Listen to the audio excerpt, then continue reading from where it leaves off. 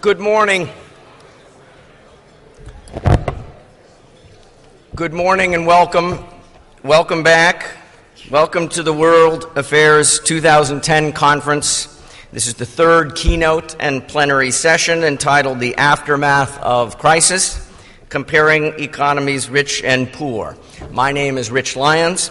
I'm the Dean of the Business School at UC Berkeley, the Haas School of Business. I will also be your moderator this morning for the keynote and for the panel.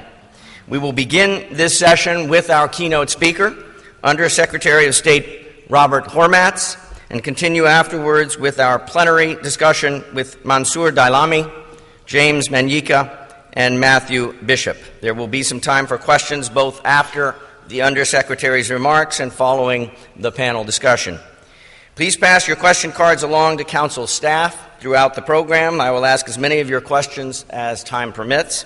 And may I remind you, please, to turn off cell phones as a courtesy to others and for our radio audience. I also want to welcome those of you who are joining us on the web. I encourage you to submit questions via online chat forum.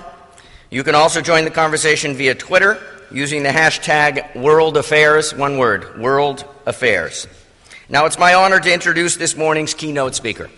Robert Hormats was sworn in as Undersecretary of State for Economic, Energy, and Agricultural Affairs in September of 2009. He currently serves as the department's senior economic official, advising the Secretary of State on international economic policy, and leads the work of the department on issues ranging from trade, energy, aviation, to bilateral relations with America's economic partners. Before confirmed as Undersecretary, an illustrious career, Robert Hormats was Vice Chairman of Goldman Sachs International. He also held the posts of Assistant Secretary of State for Economic and Business Affairs, also Ambassador and Deputy U.S. Trade Representative, and another Senior Deputy Assistant Secretary for Economic and Business Affairs at the Department of State. Moreover, he served as Senior Staff Member for International Economic Affairs on the National Security Council, where he was Senior Economic Advisor to Dr. Kissinger, also to General Scowcroft, and also to Dr. Brzezinski. So, without further ado, ladies and gentlemen, please join me in welcoming Undersecretary of State Bob Hormats.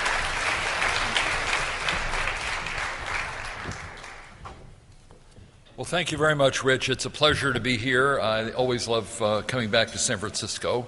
Have a lot of friends here, and of course, it's a beautiful place to visit, but also because there's such a very interesting and interested foreign policy community. And it's always, to me, fascinating to exchange views with a group of people who are quite involved in foreign policy, particularly looking out across the Pacific, where this is really a contact point for much that goes on between the United States and East Asia. Today I'm going to address the international economic environment and try to give you some sense of what I believe to be the challenges that we face in the early 21st century. And in a way, you can put this in context by going back to the period of the late 1940s and early 1950s, sort of the turn of the half century, if you will. And what did that involve? It involved a huge amount of creativity to deal with the changes in the global system that presented themselves to the United States and to the rest of the world after World War II. And the policymakers who were involved in that period, President Truman, Secretary Acheson, and of course, if you know, the UN was in effect begun in San Francisco itself. So this is actually a fitting place to have this conversation.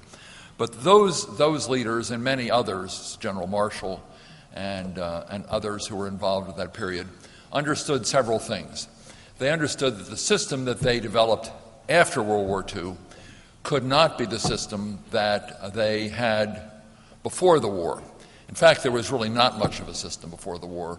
And as a result, what happened? There was protectionism, beggar thy neighbor policies, competitive devaluations, a series of acrimonious economic difficulties that helped to spawn the war itself.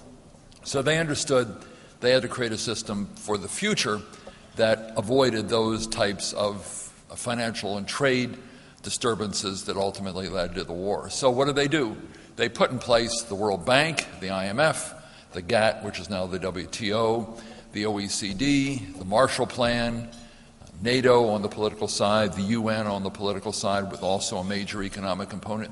They developed a structure, an organized structure for international economic cooperation and political cooperation. And that structure was mainly designed to avoid the problems of the past, but also to help rebuild countries that had been devastated by the war. And that was important not just for economic reasons, because if those countries had not been rebuilt, we wouldn't have robust trading partners around the world, but also because as the Cold War began to evolve in earnest, particularly after the Korean War and nuclear tests by the Russians, they understood that they needed to pull the world together, what was then called the free world together, as a bulwark against Soviet communism, which essentially was the Kennan plan of containment, where you couldn't contain Soviet Russia unless you had a structure that helped to pull countries together and help them to develop strong economies so they could be strong allies. So this system took on another very important role, which was economic and geopolitical in nature. And that system survived in effect for a very long time and still survives in a very important way today. And just 2 points are worth mentioning about that. One is that if you look at the Cold War, the Cold War ended not with World War III. It ended with 2 billion people joining the world free market system. Countries that were attempting to destroy the global free market system in the height of the Cold War were joining it. China joined the IMF, the World Bank, the WTO. Russia joined the World Bank and the IMF. A number of countries that had socialist economic models wanted to become part of the system, and that was the system that had been framed by Truman and Acheson and others after the war. So that system proved very durable in doing what it was supposed to do in the beginning, but also as a magnet for bringing in other countries who wanted to be part of the global economic system in the 1980s, 1990s, and up to today. And the last point that's worth mentioning is consider what would have happened in this global financial crisis had it not been for that system. Had it not been for the World Trade Organization rules, we would almost certainly have had a lot more protectionism. The IMF played a very valuable role in helping countries to stabilize their economies. And the World Bank played a spectacularly effective role in helping emerging economies get through this period. So that structure has been a very positive one.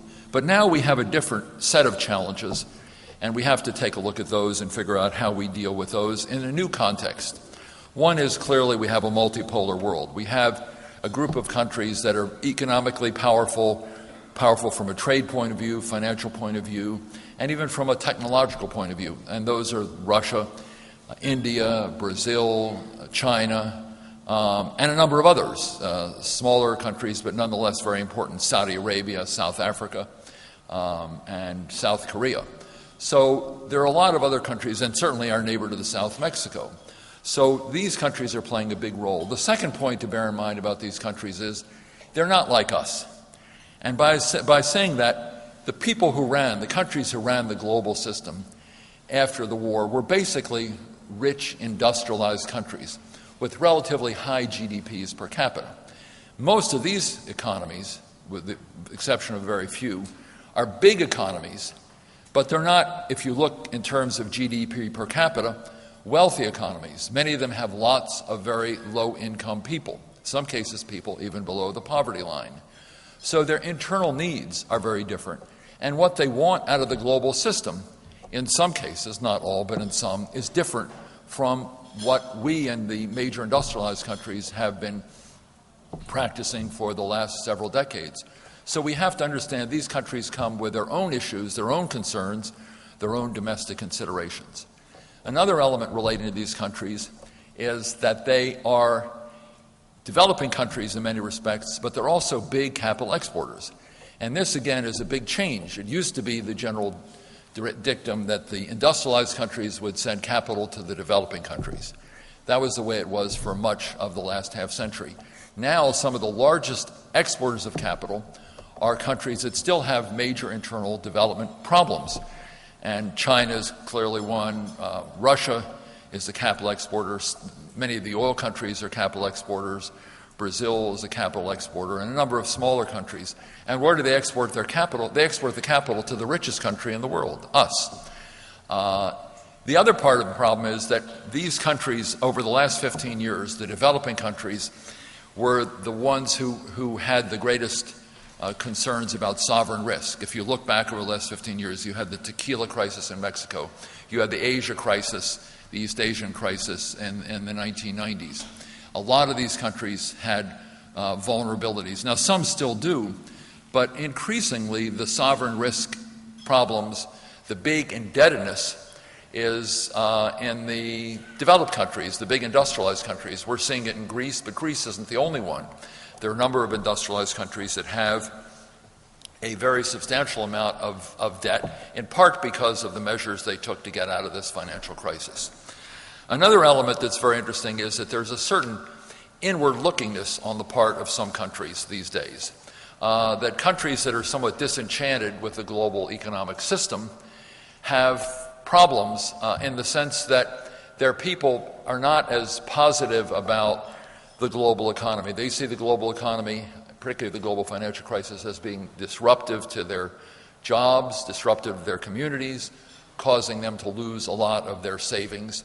And this presents a problem because if countries turn inward and become somewhat more nationalistic, it makes it harder to have a well-functioning global economic system. Instead of their governments being able to think about making the global system work well, they're preoccupied with dealing with a whole range of domestic issues.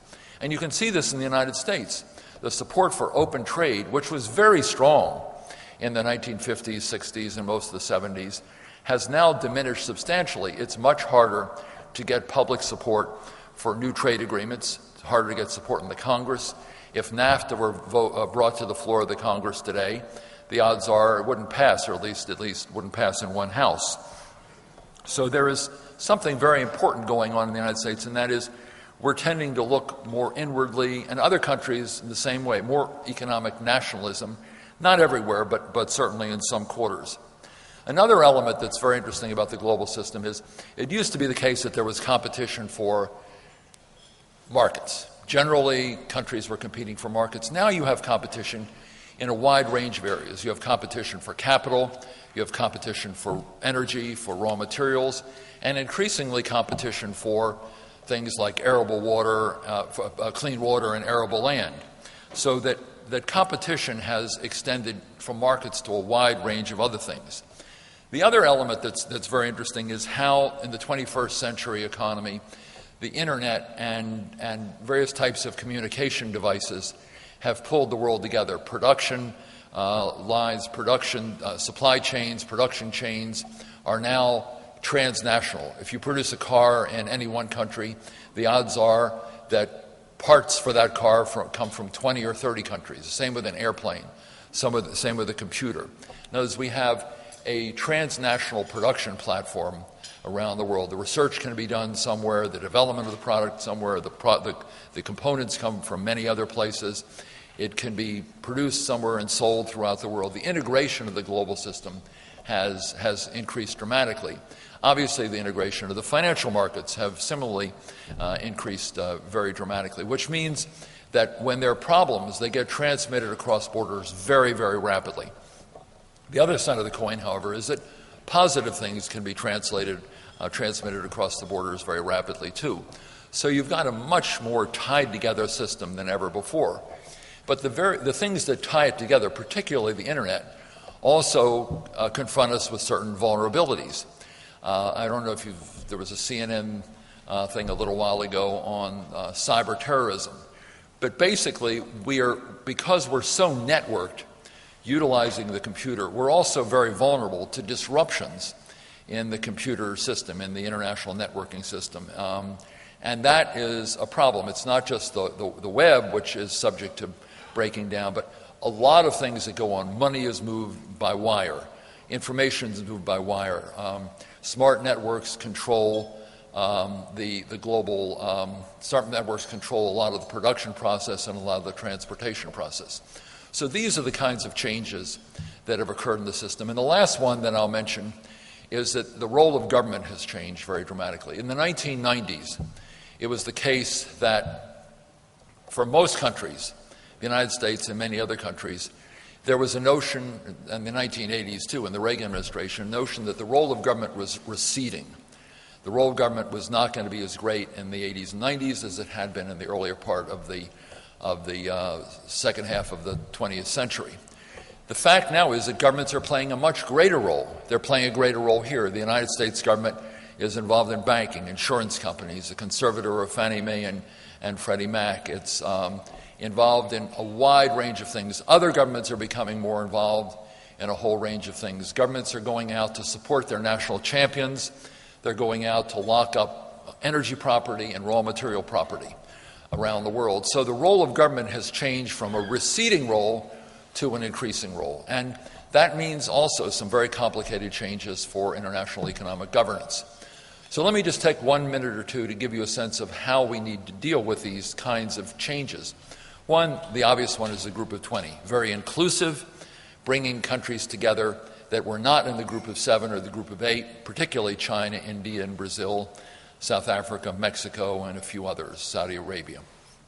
Because the understanding is we need these countries in order to run the global economic system. You can't do it with a few traditional industrialized countries. Second, the United States needs to have and is developing a wide range of dialogues, very thorough dialogues with China through what's called the SNED, with India, Russia, Brazil, a whole range of these countries. So instead of just having ad hoc conversations with them, we have cabinet level or presidential level dialogues, not just to deal with individual issues, but to try to develop some strategic coherence to the relationship.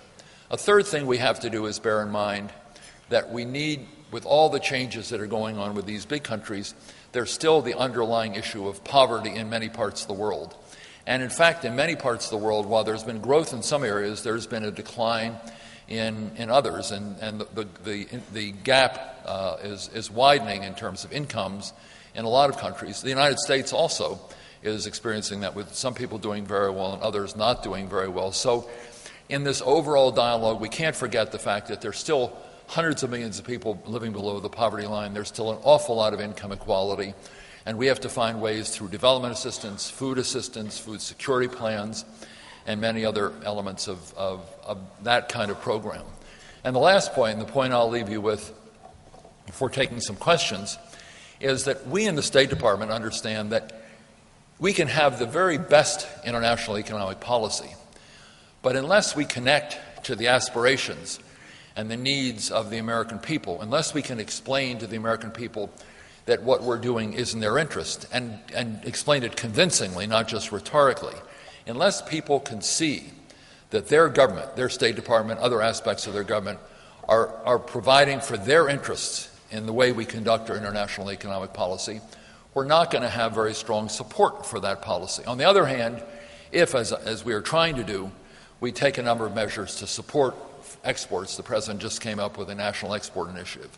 If we can demonstrate, as Secretary Clinton has tried to do, that our development assistance, by creating more stability and more growth abroad, also helps us back home, because more prosperity abroad benefits our exports. If we can develop a sound investment policy of helping to encourage foreign investment in the United States, particularly at this period when we need new jobs, if we can do a number of things of that nature, we can have a dialogue, a rich dialogue with the American people about international economic policy. And I go back to the Truman-Atchison period. One of the reasons they could do the kind of things they did with the Marshall Plan, and these were very innovative, very novel things, one of the reasons they could do it is they worked very hard to explain to the American people why these measures were in their benefit. They weren't just being done by diplomats in striped pants for the sake of a well-functioning global economy.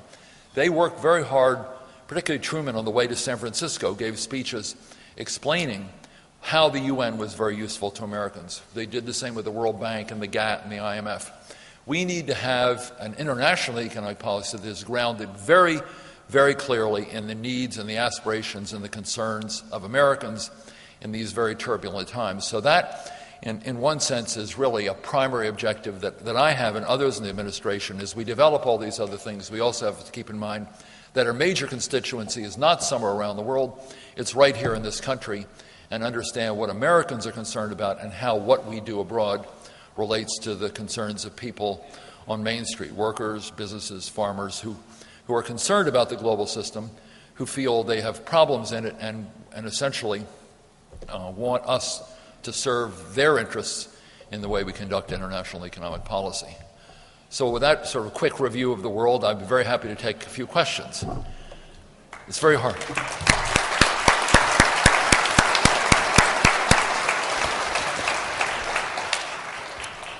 Thank you, Robert Hormats, Under-Secretary of State. We have a number of wonderful questions that have come up. Let me put a few into the mix, and I won't be able to cover all of them, but I'll try and get some of them in the panel as well. The first set of questions has to do with sustainability, the notion that has been a driving logic of unlimited growth, and yet we seem to be up against many, many boundaries of unsustainability, whether ecologically, the notion that we have inexhaustible material to work with. Any thoughts on how we think about that more richly? Yes, it's a very good question. And one of the changes, I didn't have time to mention all of them, one of the changes is that 20 years ago or so, the issue of sustainability was not on most people's minds in the way they organized production or the way they did anything else. I mean, if you look, the notion of polluting was not considered a big problem. In some quarters it was, but generally not. The notion of limits on availability of arable land, limits on water supply, the question of biodiversity. There are a lot of what economists call exogenous limitations on the way we conduct our economic policy today. And governments have to bear these in mind, and increasingly the private sector has to bear these in mind, because these are not the ability to pollute, availability of clean water, the availability of arable land, all these other things are real limits. Now, technology can reduce those limits. If you can get more energy, if you can do clean coal or clean natural gas, or find new ways of battery technology, wind and such things, so that the limits that exist can spawn new technologies to help overcome these limits. Clean water, for instance, a number of other things, ways of getting more production out of existing arable land. But people have to think about these in a different way. The conversations in Copenhagen, while they didn't achieve everything everyone wanted, at least heightened people's awareness about the issue of global warming, which I think is a critical issue over the longer term. And we have to keep reminding ourselves that even though these problems may not lead to a crisis right away, they are, over a period of time, if neglected, going to lead to huge problems. And they're problems, if not for our generation, then for our children and grandchildren. We're going to look back and say, how could you do this to us? So one of the keys to addressing all these is leadership, to point out, A, that there is a problem, and B, that unless you address the problem now, it's going to be a lot worse later on. Most people, even if they believe it'll be worse later on, are not willing to take the kinds of tough measures today to avoid those problems. And that really is a central element of leadership, both here and elsewhere. And it means the United States has to, but we also have to convert a lot of other emerging economies to the same mindset. And that is very hard. It's proving very hard to do. Very helpful answer. Thank you. Those path-bending leaders that we all work so hard to develop.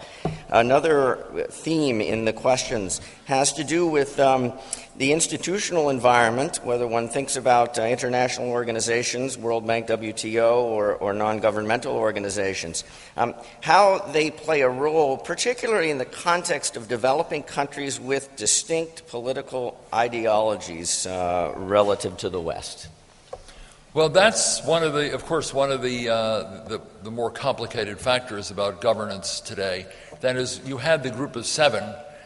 Basically, their political systems, their economic systems, their cultures were not very different from those of the United States. But now we have countries that do not share the same political systems, the same cultural history, the same outlook, and many of them, as I say, are developing countries with their own domestic internal agendas different from our own.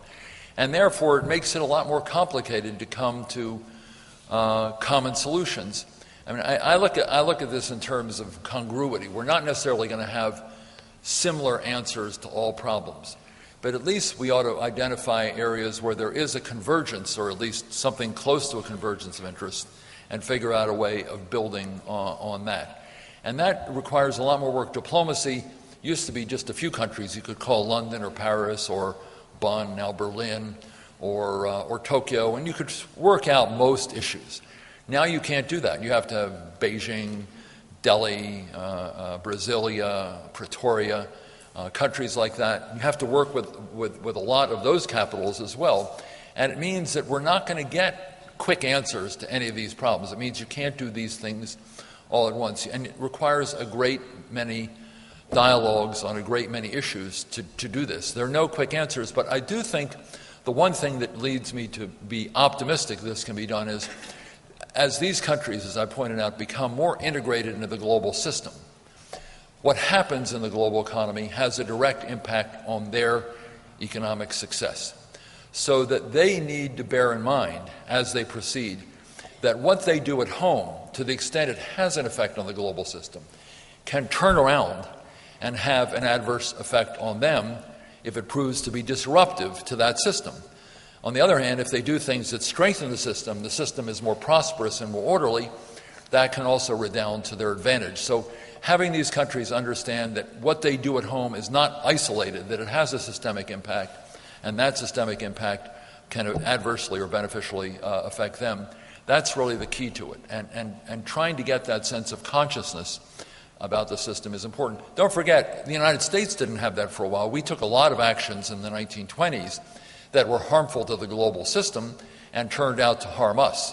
So maybe we can convince other countries that they can learn from the mistakes we made, which we attempted to avoid replicating after the war.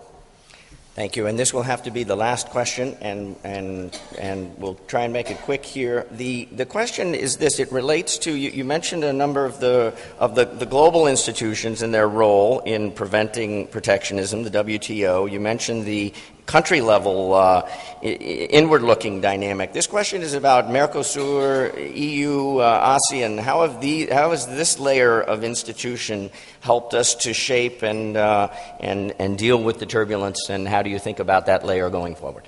Well, that's a very important point, that we have these sort of overarching institutions, and then we have a lot of institutions that are regional in nature and focused on particular sets of things. I think NAFTA, for instance, has been, by and large, it has its problems to be sure, but there's a very high level of success in NAFTA, and but for the United States, Canada, and Mexico, and you know, there are certainly areas where one, if one could go back, would improve it, but the alternative of not having it would have been an awful lot worse. And then it seems to me we ought to think about NAFTA in terms of broadening our concept and having a North American competitiveness agenda, because we're really interlocked with these other countries, interactive with them on energy. The auto industry essentially is the same industry. We have a huge amount of interaction, and working together we can strengthen the competitiveness of this whole region. The relationships, let's take APEC, for instance, Asia-Pacific Economic Cooperation Forum. This is a very valuable vehicle because the United States has, in the eyes of the Asians, been seen to be disassociating or at least reducing its level of presence in the region. So we're trying very hard. One of my goals particularly is to strengthen APEC and work more closely with this whole Asian region on trade issues, on opening markets, on dealing with questions of intellectual property protection, a whole range of things, because we need to show to these countries that we're engaged in the region. China and many other countries are negotiating free trade agreements in the area. There are 105 free trade agreements that have been reached in the Asian Pacific area. The United States is a party to only 4 of those. 4. So as these countries do this and develop free trade agreements, we're having our share of their markets shaved off little by little by little. As they have preferential access to one another's markets and we don't, their goods develop a foothold in those markets, and ours are put at a disadvantage. This is very unhelpful to a world in which 95% of the consumers live outside the United States. So we can't continue to sit on the sidelines. Using APEC is one vehicle for engaging and trying to reduce barriers. We're doing something else called Trans-Pacific Partnership, where a few countries are getting together to explore the opportunities for a free trade agreement between Asian and Latin American and North American countries. But again, we have to be much more proactive, otherwise we'll find our economic role sliced down and our political presence, because economics is so important. To the extent we lose an economic foothold, we also have our political role watered down. And our relations with the European Union are very important to us. We shouldn't forget that by far of the countries outside North America, the European countries taken together are our biggest market for goods, biggest trading partner, biggest source of investment, biggest destination for American investment, all those things. And they're also our strongest allies in many areas. So these are the kinds of things, the relationship with the EU, we need to keep up. So we need the overarching things that I've talked about, like the G20 and the big institutions, but we also need to keep engaging on these regional kinds of cooperative endeavors. And that makes us, it's a big menu. It means you have to do a lot of work, you have to operate on a lot of fronts, and above all, you have to have some strategic sense about where they fit together. You can't just do these things on an ad hoc basis. You have to have some sense of, if you do something in Asia, what does it mean to our relations with Europe and vice versa? Developing this sense of forward-lookingness is very important. And that leaves me with a point I'll make, because my time is up, and that is one of the things that people understood when they developed these institutions in the 50s and the 40s is they were not building institutions just for that day and that moment. They were building institutions that were important for the world for several decades to come. And when we make these changes, we have to bear in mind we're not just ad hocing it to deal with the current problems. We have to find ways of addressing issues and creating structures of cooperation, patterns of cooperation that will serve the world not just tomorrow, but 5 years, 10 years, 15 years down the road, being flexible enough to change, but also being based on the kind of principles that we know have worked in the past and that we think and hope will work to make sure the world is a more prosperous place and a more cooperative place and a more orderly place down the road. And we do it because it's beneficial for the world, but also because it is critically important for our own citizens. If we have a disorderly global economy, it will make the lives of every American a lot worse in the decades to come. Thank you.